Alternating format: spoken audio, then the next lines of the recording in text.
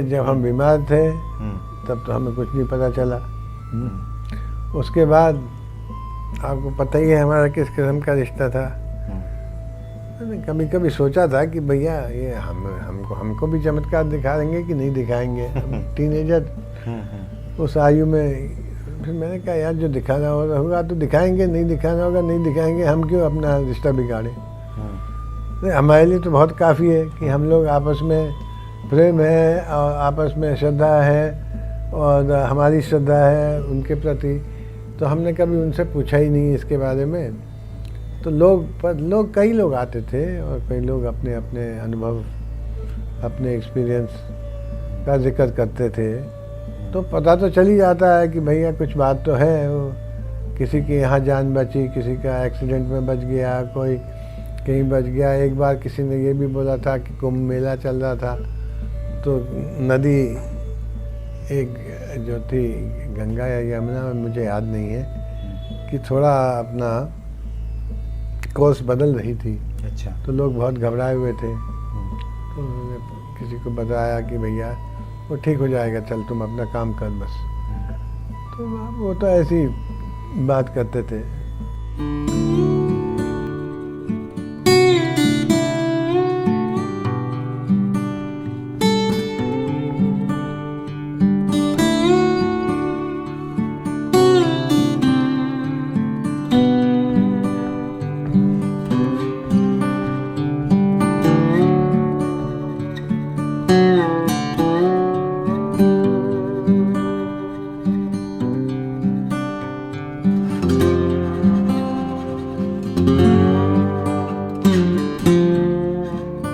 जय सिया राम। सब सुख लहे तुम्हारी सरना, तुम रक्षक काहू को डरना। हनुमान जी की पूजा आराधना से, उनकी कृपा से सब संभव है। और उन्हीं के प्रतिरूप, उन्हीं के प्रतिमूर्ति बाबा नीब करोड़ी जी के महिमा के क्या कहने। बाबा नीब करोड़ी जी की महिमा जानने के क्रम में आज एक परम भक्त बाबा जी के, जो बाबा जी के सानिध्य में आपका काफ़ी समय बीता है, बाल्यावस्था से लेकर के काफ़ी आगे तक, जैसे कि आपसे चर्चा हुई। आप आदरणीय विक्रम सोनी जी हैं, जो कि भौतिक शास्त्र के फिजिक्स के प्रोफेसर कई विश्वविद्यालयों में, कॉलेजों में रह चुके हैं। और बाबा जी का निकटता, जो उनका सानिध्य है, प्राप्त हुआ है आपको। स्वागत है आपका। जय सिया राम। शुक्रिया जी। सबसे पहला तो यही जिज्ञासा भक्तों को होगी, क्योंकि बाबा नीब करोड़ी जी तो साक्षात हनुमान जी के अवतार ही कहे जाते हैं। और हनुमान जी भी प्रचार से दूर, जब भी हनुमान जी की महिमा गाई जाती थी, भगवान श्री राम भी कहते थे कि आपने लंका कैसे जलाया, तो कहते थे कि ये सब तव प्रताप रघुराई। बाबा नीब करोड़ी जी वैसे ही कि उनके वो प्रचार प्रसार से दूर, लेकिन भक्तों का हृदय है, भक्तों के हृदय से वो बातें निकलेंगी और वो चाहेंगे कि उनके इष्ट का गुणगान हो। पहला परिचय कब हुआ आपका बाबा जी के साथ? देखिए, मेरा पहला परिचय जो हुआ उसकी तो मुझे कोई याददाश्त ही नहीं है। अच्छा। क्योंकि हमारे पिताजी इन चीज़ों को मानते नहीं थे। वो हल्द्वानी में थे, हल्द्वानी में डिविजनल फॉरेस्ट ऑफिसर थे। और उनके साथ उनके जो पेशकार थे, उनका नाम था कर्नाटक। अच्छा। वो उनकी बहुत ख्वाहिश थी कि वो नीम करोली बाबा से मिले, क्योंकि वो कर्नाटक इनके बहुत भक्त थे। वो कहते थे भाई इन सब चीज़ों को मैं नहीं मानता हूँ। तो अब मतलब पिताजी का आपके संत महात्माओं में उतना विश्वास नहीं था, मतलब कह सकते हैं। हम वो दूर रहते थे इन सब चीज़ों, दूर रहते थे। अच्छा। तो एक बार उनकी जो कार थी, प्लिमथ गाड़ी थी, और पीछे बस आती थी फॉरेस्ट डिपार्टमेंट की, जिसमें आधी बस में लगेज रहता था, आधी में स्टाफ रहता था, क्योंकि वही चलता था ना, फॉरेस्ट रेस्ट हाउस से फॉरेस्ट रेस्ट हाउस जा रहे। तो उनका पंक्चर हो गया, फ्लैट टायर हो गया। तो उन्होंने कहा कि बिल्कुल पास ही में है, तो अभी इसमें तो 10-15 मिनट लगेंगे, तो मैं आपको मिला देता हूँ। अच्छा, चल के मिलाता हूँ। तो उन्होंने कहा चलो भाई ऐसी बात है तो चलो मिल लेते हैं। तो मिल लिया, तो चल दिए। और उसके बाद मेरे ख्याल से पहले नैनीताल के पास हनुमान, नैनीताल यूजुअली फॉरेस्ट का काफ़ी हेड ऑफिस हुआ करता था। अच्छा। तो शायद हमारे माता और पिता दोनों एक बार शायद वहाँ गए होंगे। तो पर परिचय तो ऐसे हुआ कि एक दिन वो नैनीताल में अपने आप ही हमारे घर में पहुंच गए। पहले आपके पिताजी वहाँ गए बाबा जी से मिलने, जैसे कि आपने कहा कि गाड़ी में वो, शायद, मुझे पता नहीं है, पर ये था मतलब ऐसा है कि शायद वहाँ मिलने गए वो।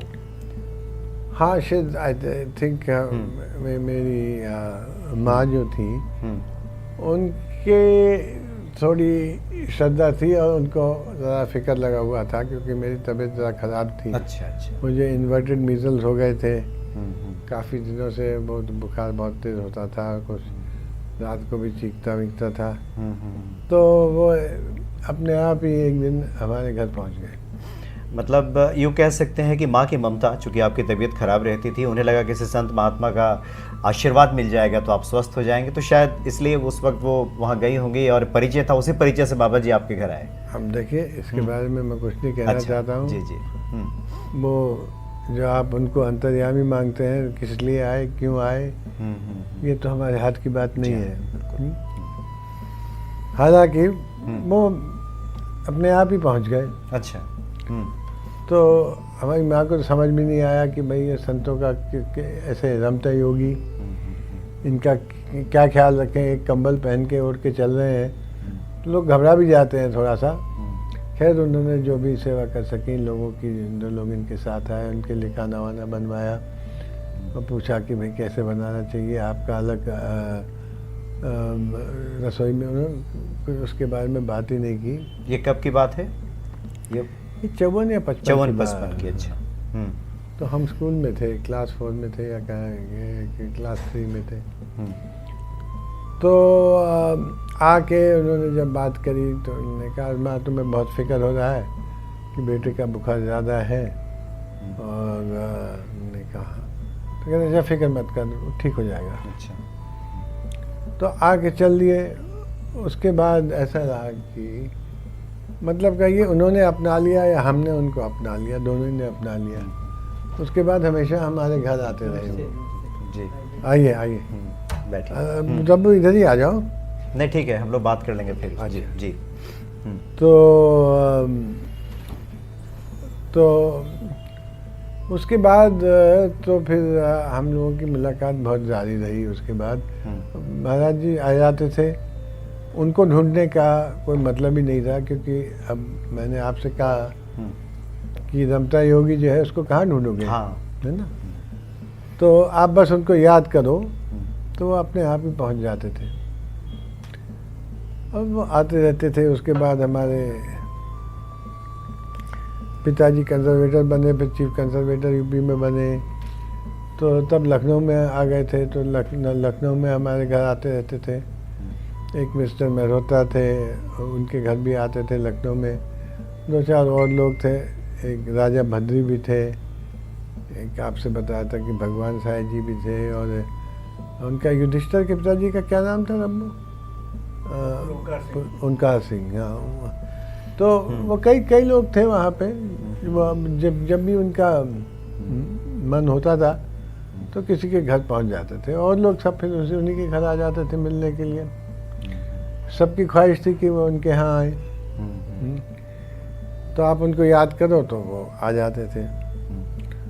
तो उसके बाद फिर उस वक्त तक उन्होंने कहीं पे आश्रम नहीं बनाए थे ज़्यादा, मेरे ख्याल से।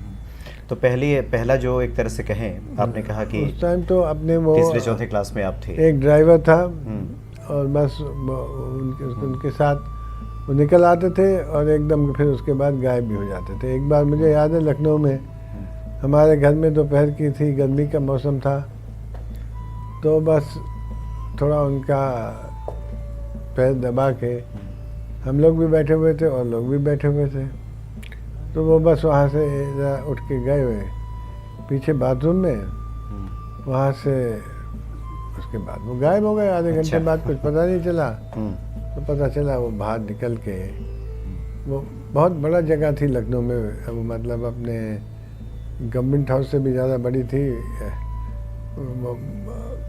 फॉरेस्ट रेस्ट हाउस होता, वन विश्राम गृह, 16 एकड़ की ज़मीन थी, उसमें 1 ही 2 क्या कहते हैं इमारत थी। एक तो चीफ कंजर्वेटर का रेजिडेंस था और एक दो वहाँ पे गेस्ट हाउस थे या फर्स्ट गेस्ट हाउस थे।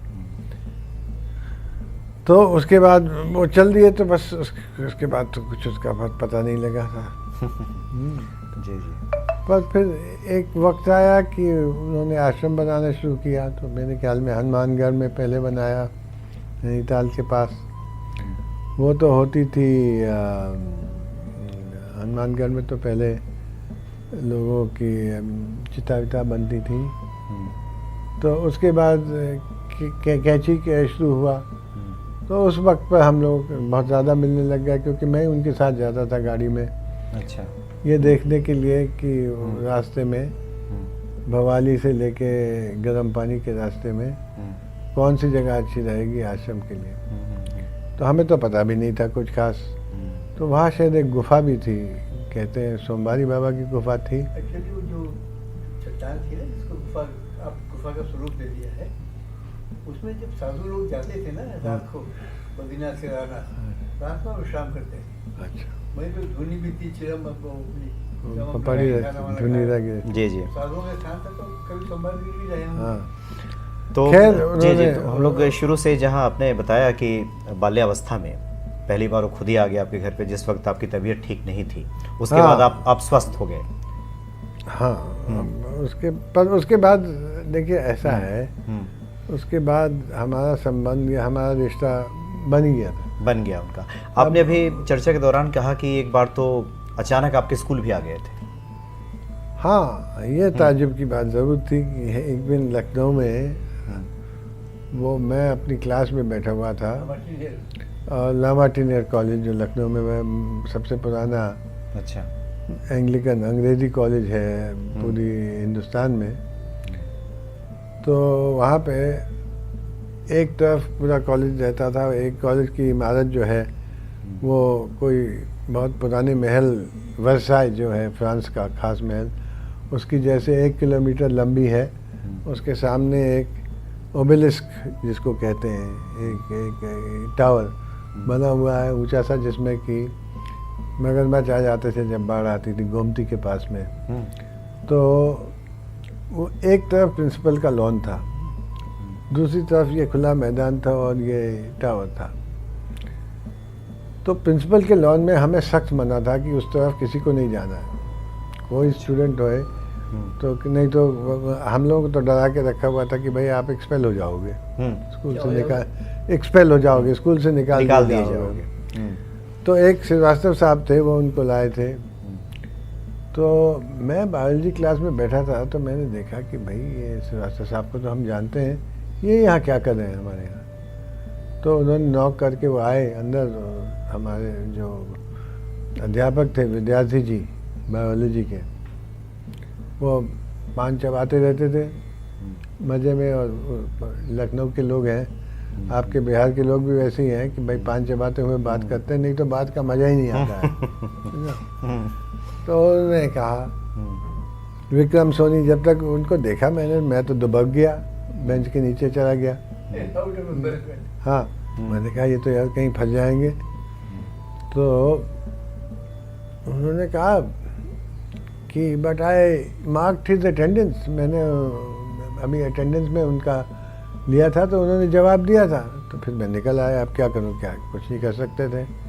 उन्होंने कहा somebody has come to see you, so please leave the class and attend to this person। तो क्लास छोड़ के हम गए उनके पास। तो उन्होंने हमसे कहा कि अरे महाराज जी आए हुए हैं, नीचे रुके हुए हैं आपसे मिलने के लिए। मैंने कहा महाराज जी आए हुए हैं? मैंने कहा स्कूल में? कहने लगी हाँ वो नीचे ही। मैंने कहा कहाँ है? वहाँ देखा तो प्रिंसिपल के लॉन के नीचे, इतना बड़ा लॉन था, वो गाड़ी खड़ी थी। मैंने कहा यार वहाँ तो कोई अलाउड ही नहीं है, हम कैसे जाएंगे वहाँ, हमें स्कूल से निकाल दिए जाएंगे। कहते हैं साहब आपको तो अब कह रहे हैं कि हमें विक्रम से मिलना है। तो भीगी बिल्ली की तरह मैं वहाँ पे चुपचाप नीचे चले गया। अब मुझे भी समझ नहीं आया। तो मैंने कहा ये आप क्या कर रहे हैं यहाँ पे, तो हमसे आप स्कूल से निकाल दिए जाएंगे। तो मुझे देखे कि नहीं मैंने तो कहा कि जरा देख तो लूँ तेरा स्कूल कैसा है, क्या पढ़ाई हो रही, कैसा चल रहा है। हाँ। तो मैंने कहा वो तो मैं आपको पहले बता देता घर पे, आप घर पे ही मिलते। तो उसके बाद कहने लगे हाँ ये भी बात सही है। फिर उनके मुंह पे मुस्कुराहट थी, उन्होंने कहा अब इसका मुंह इतना लाल हो गया कि अब हमें चलना चाहिए। तो उस वक्त वो फिर अपने हमें वहाँ से छोड़ के, और मैं तो भागा वापस। मैंने कहा कहीं हमें पनिशमेंट नहीं मिल जाए, हमें निकाल नहीं दिया जाए। चुपचाप क्लास में फिर लड़के से मजाक करते हैं आपका। तो उसके बाद शाम को फिर मैंने कहा बाबा जी आपने कमाल कर दिया ये। तो फिर उनको इतनी हंसी आई, फिर फाइनली हम भी हंसने लग गए। तो बाबा जी वहाँ भी वही जो उनका परंपरागत जो कंबल ओढ़े रहते थे, वही कंबल ओढ़े कंबल ओढ़े आए थे बिल्कुल, और बस गाड़ी में बैठे हुए थे, गाड़ी से बाहर नहीं निकले थे। अच्छा, सीजन को ज़्यादा था कि हाँ ज़्यादा था? सीजन अब मुझे याद नहीं है कौन सा सीजन था। गर्मियों में चादर ओढ़ते थे। हाँ अच्छा, गर्मियों में चादर और जाड़ों का था या ऐसा ही सीजन होगा या जो कुछ भी था। तो ये सब बातें थी। तो खैर उसके बाद सब लोग को बहुत हंसी आई कि भाई देखिए ऐसा भी खेल खेलते हैं, ऐसा भी मजाक करते हैं। तो लोगों ने कहा कि भाई आपके ऊपर तो उनकी पूरी कृपा है, यू आर ब्लेस्ड। कौन जाता है आप बताइए इनके जैसा महान संत कहाँ किसी के स्कूल में जाता है मिलने के लिए। मुझे तो ये सब बातें समझ नहीं आई। तो मैंने कहा चल गया ठीक है जो कुछ भी है, अभी तो हम निकाले नहीं गए, शायद हम बच जाएंगे। तो ऐसा मतलब हम लोगों का जो रिश्ता था वो ऐसे ही था कि भाई एक दूसरे का प्रेम का रिश्ता था और मजाक का रिश्ता था। मतलब कब एक बार मेरे ख्याल में ये शंकर दयाल शर्मा जी आए थे कैंची। अच्छा, उसके बाद शंकर दयाल शर्मा जी जो राष्ट्रपति बने बाद में। हाँ तो वो आए तो उन्होंने कुछ बात हो रही थी उसके बारे में कुछ जिक्र किया। हम भी बैठे हुए थे। उन्होंने पूछा ये बता विक्रम ये सही कह रहा है कि नहीं। तो मैंने कहा मेरे ख्याल से तो सही नहीं कह रहे हैं। तो उन्होंने कहा मुझे गौर से देखने लग गए। मैंने कहा फिर ऐसे बताओ कि सही क्यों नहीं है। तो मैंने कुछ उनको वजह दी कि भाई इसलिए सही नहीं है। तो कहते शंकर दयाल क्या ख्याल है तेरा है, ये सही कह रहा है कि गलत कह रहा है। तो कहने लगे हाँ नहीं कुछ हद तक तो सही तो कह रहा है पर बात इतनी मामूली नहीं है। खैर उन्होंने कहा छोड़ो अभी ऐसे ही मैंने बात छेड़ दी थी। तो ऐसे चलता रहता था उनके साथ कुछ न कुछ। जी जी जी। एक बार वहाँ एक वृद्ध औरत थी जो कि ऊपर वाला गांव है कैंची से करीब 6-8 किलोमीटर ऊपर। तो एक दिन हम बैठे हुए थे कैंची में तो वो आ गई और उनके साथ एक लड़का आ गया। वो लड़के ने के ऊपर एक जो ढोरा था, एक कुछ गोल सी चीज़ थी कालीन जैसी थी। तो आ गई वहाँ पे। तो आके उसने कहा बाबा अब मुझे पता नहीं मैं कितने दिन तक हूँ पर आपसे मिलने का मेरी इच्छा थी और जो मेरे घर में था वो मैं ले आई हूँ आपके लिए। तो मैंने कहा है। तो वो कालीन खोला तो वो पुराना कालीन था, फटा हुआ पर एक ही कालीन था उनके गांव में।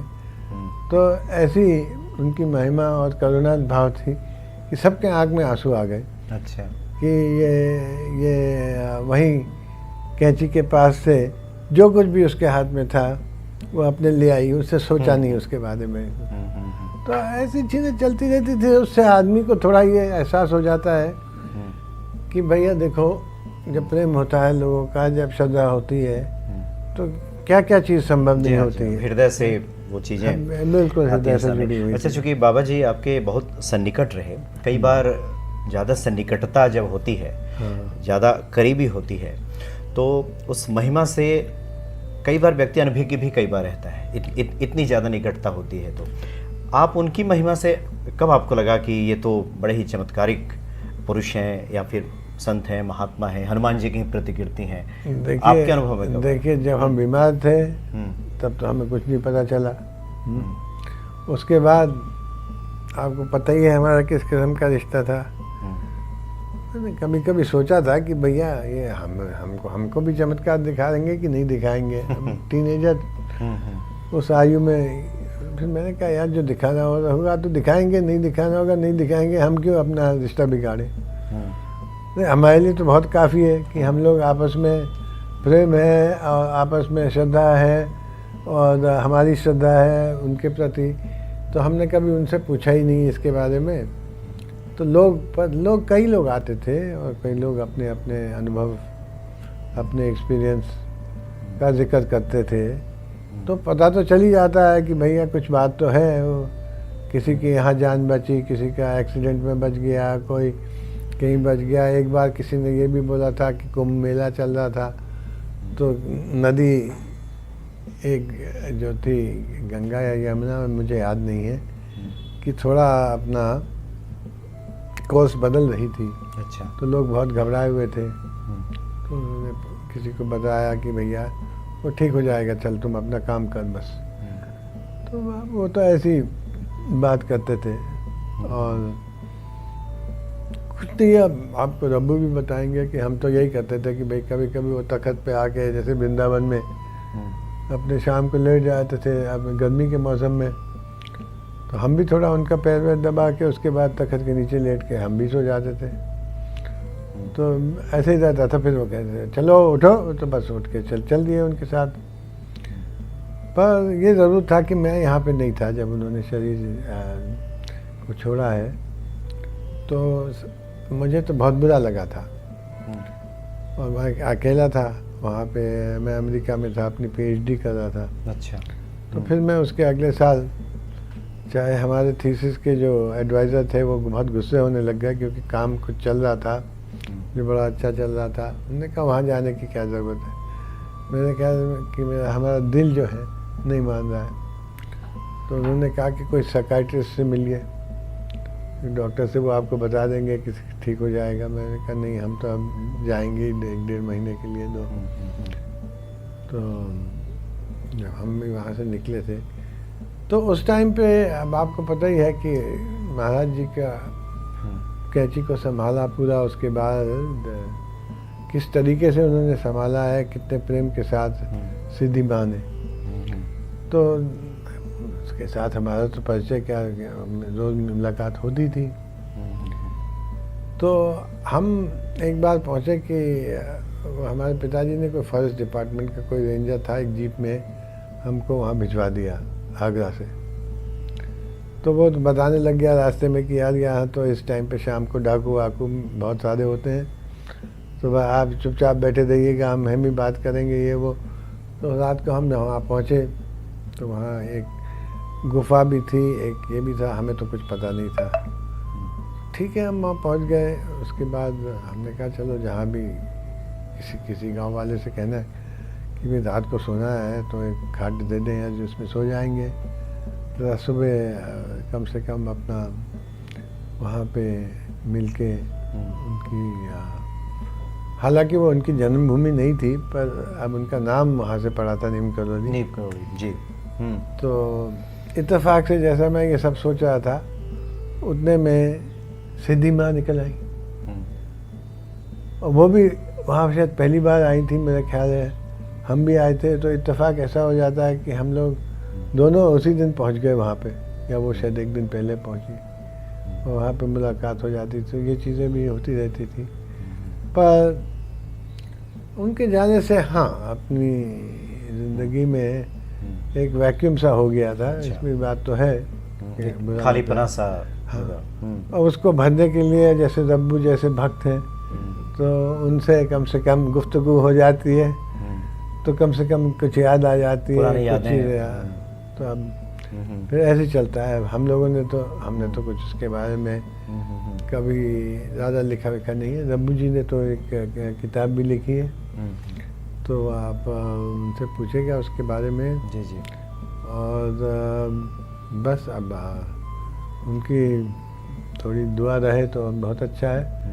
अब बस एक आखिरी जिज्ञासा उनकी इनायत है कि उनकी दुआ है कि वो भाई उन्होंने हमारे साथ कुछ हमें अपने साथ जोड़ लिया। और तो हम ये हमारे हिंदुस्तान में एक्चुअली हमें समझ नहीं आता है कि जैसे अमेरिकन लोग आए थे उनके भक्त, वो तो सब बहुत बोलते हैं, बहुत प्रचार करते हैं, वो भी अच्छी बात है, उनका अपना भाव है, अपना उनका भाव है, उनका कल्चर ही ऐसा है।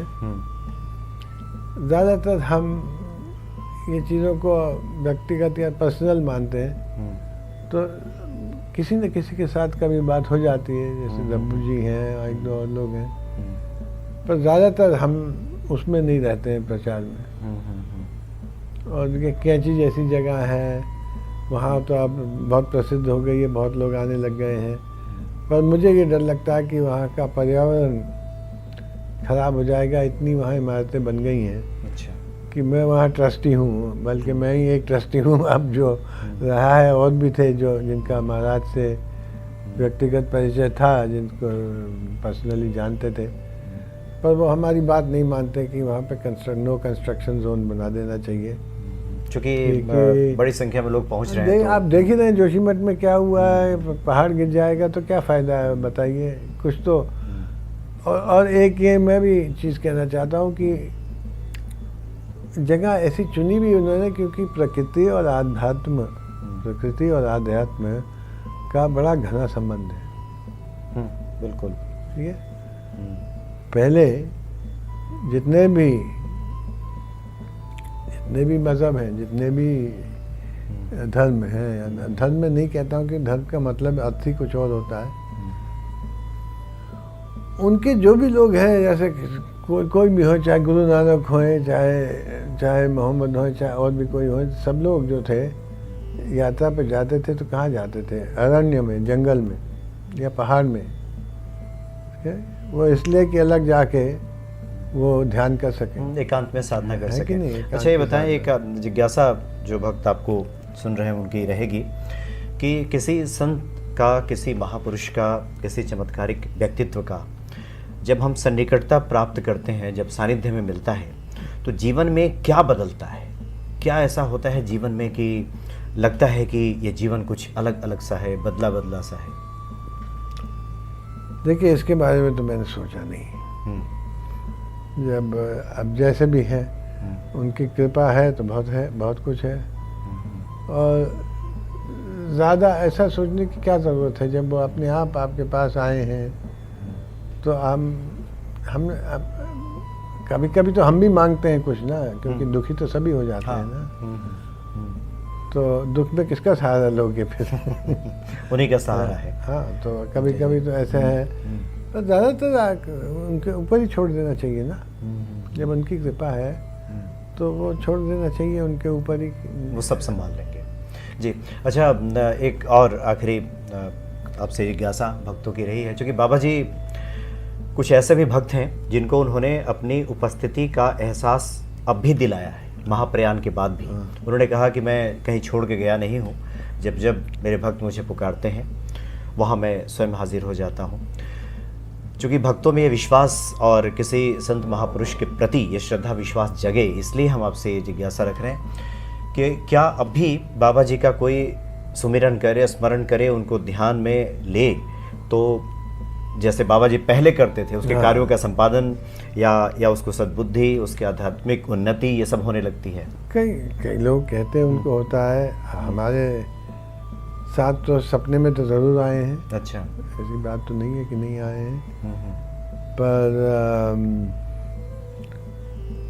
और ख़ास तो मैं आपको इसके बारे में ज़्यादा बता नहीं सकता हूँ, क्योंकि ऐसा तो हमारा कोई अनुभव या एक्सपीरियंस ये तो नहीं रहा है कि भाई हमने ये किया या वो किया, पर सपने में तो ज़रूर आए हैं।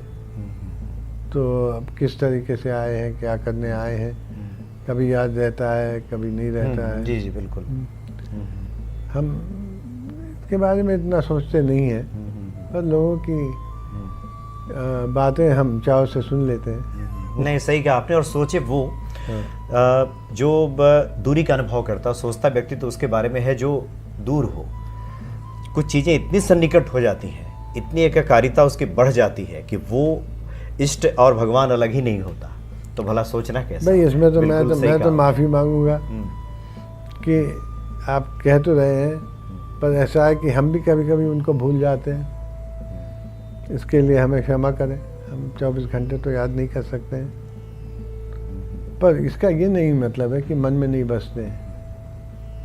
जी जी जी, नहीं काफ़ी अच्छा लगा आपसे मिल करके, और बाबा नीम करोड़ के भक्तों को भी काफ़ी प्रसन्नता होगी आपकी बातों को सुनने के बाद, और निश्चित तौर पे उनके प्रति ये विश्वास से श्रद्धा और बढ़ेगा। और मेरी खुशकिस्मती भी है कि आपके साथ बैठकर बातचीत करने का मौका मिला, जो बाबा जी के सन्निकट इतना रहे हैं, बाबा जी की कृपा से जो आपने अनुभूत- कहा ज़्यादातर मैं ये सब करता नहीं हूँ, मैं आपसे बात करने में तो से सहमत हूँ, पर ये प्रचार करने का हमें आदत नहीं है। ये तो हनुमान जी भी नहीं चाहते थे लेकिन भक्तों ने, गोस्वामी जी ने हनुमान चालीसा लिखा।